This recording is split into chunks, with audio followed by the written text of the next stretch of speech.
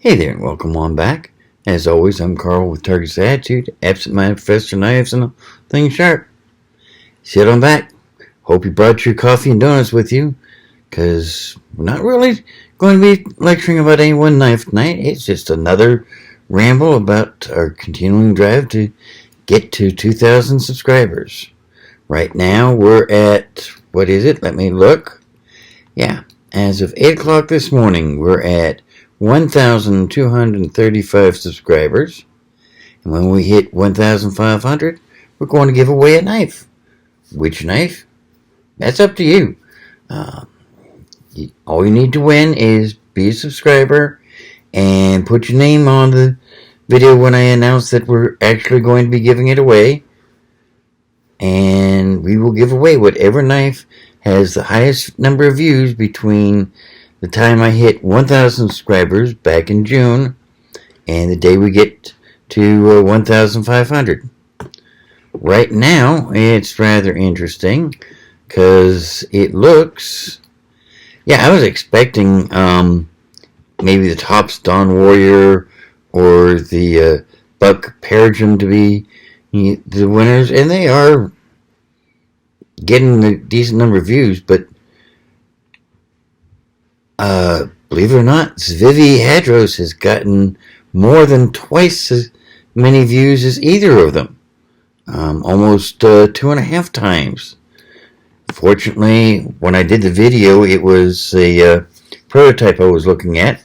Fortunately, it has hit my distributor, so I will have it in stock fairly soon, and we'll be able to give it away if that's the one that stays ahead of the pack. Never know, though. It might change. But do need to talk about one or two other things. Now,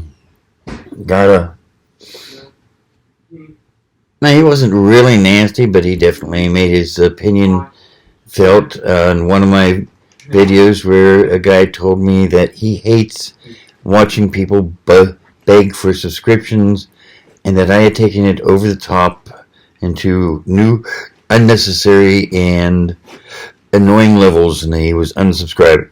The only thing I can think of is that he didn't like my breaking the fourth frame and talking to y'all as if we were in the same room. And yeah, that's right. I see Randy up in Pennsylvania saying that's nuts, but I was just trying to put a little bit of humor in it. I'm sorry he feels that way. I'll miss him, but sorry, dude. Before I started asking for new subscribers on every video, I was coasting along at nowhere with less than 200 subscribers. Now, a little less than a year later, I'm up over 1,200 subscribers. I understand that it pisses you off, dude, but it's not going to change. I get too many subscribers that way. But enough of all that. This is Knife Review Channel, and of course, nothing is more important than knives. So I brought 2 knives out of my personal collection. Both Remington bullet knives. We'll start with the larger one. This one, read it. There's the paperwork. Came with the paperwork. And you can see why it's called a bullet knife with a bullet on the front. It's pretty much a standard trapper style. Very sweet. And if you can see the marking at the bottom of this one, you can see that it's US made. And the model number is right there. And then if you look at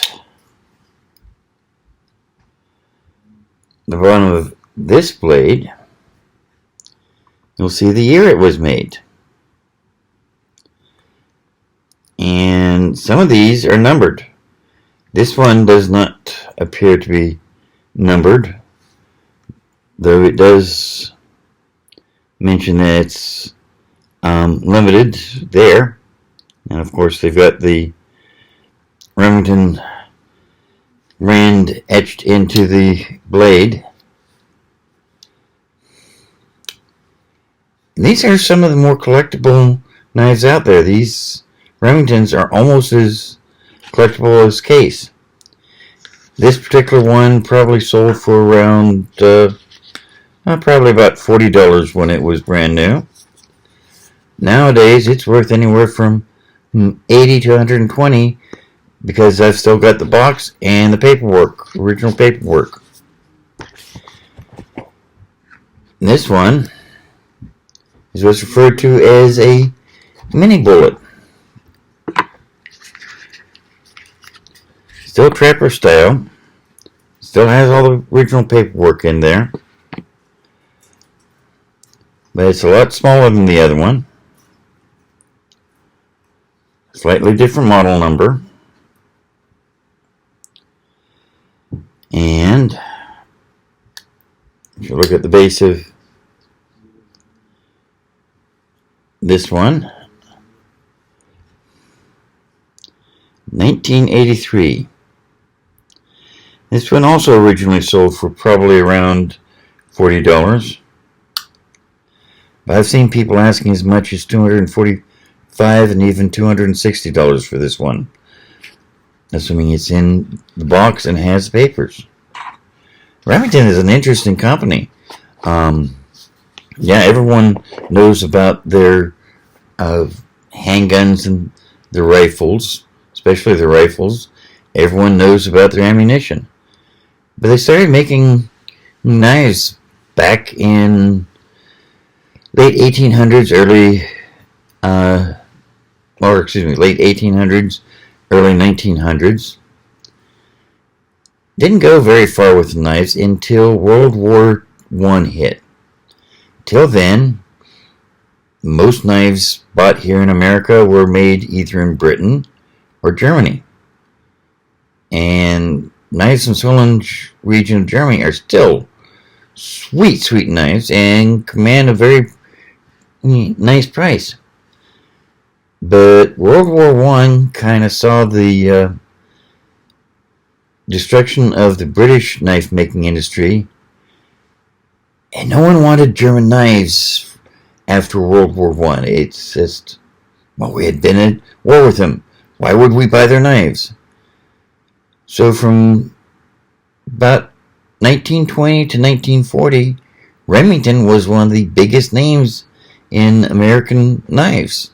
One of the biggest sellers. We were right up there with Case and Buck. And if you can find one of those original knives in good shape, they're worth a pretty penny. It's hard to find them. Most of them have had the blade sharpened away to fillet knives like blades. They're very hard to find them with full original blades, but you can do it occasionally. If you do, grab it. Definitely grab it, especially if it's a reasonable price. But then along about 41, 42, we were getting into World War II. And the plants that were being used to make knives were needed to make guns for the war effort. So the knife plants got retooled to make guns, and these tools for making knives were sold off to another company that kind of fumbled and ended up scrapping the equipment around about 1950 because they just did not last. So there wasn't any Remingtons made between about 1940-41 and 1982 when they started making them again. And they're still making them. There's a 2021 bullet that has just been released for sale, and price is up quite a bit. Minimum advertised price on that, if I remember correctly, is right around $169. But that'd be great, especially since Remington started being manufactured by Buck back in 2017. And everything I'm reading says that 2021 bullet is going to be hand assembled and handmade, so assuming they keep the quality up, which Buck normally does, means this should be a really nice knife. And again, that's one I hope to add to my stock lineup before too long. Some of the other Remington knives available that I'd like to add in. Well, let's take a quick look here, shall we? We'll go to my distributors page and pull up Remington knives. And I should probably do this using screenshots so you can see what I'm looking at, but yeah, there's a Remington 25th anniversary knife that I might or might not be able to get a hold of. I don't know.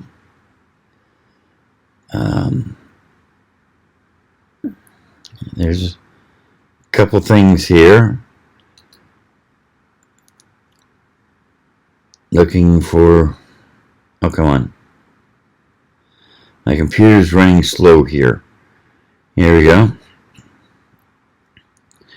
Yeah, they've got a couple Sportsmen at a fairly decent price.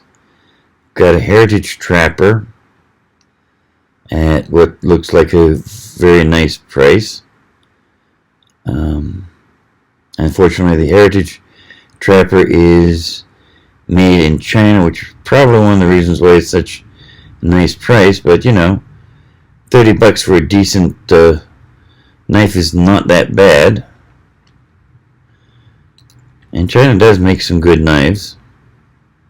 And it's here.